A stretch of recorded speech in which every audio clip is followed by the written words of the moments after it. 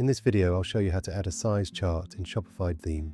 First, open your Shopify admin, go to Online Store, click Pages,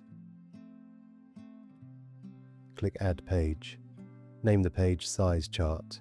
Add your size chart information to the page. This could be text, a table, or an image.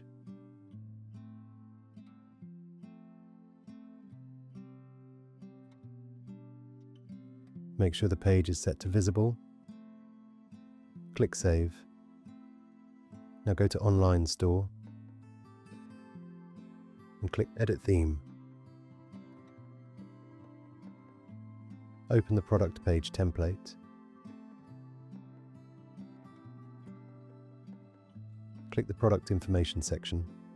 Add a new block. Choose a collapsible row or pop-up block if available. Name it Size Chart. Then link it to the size chart page you created. Click Save.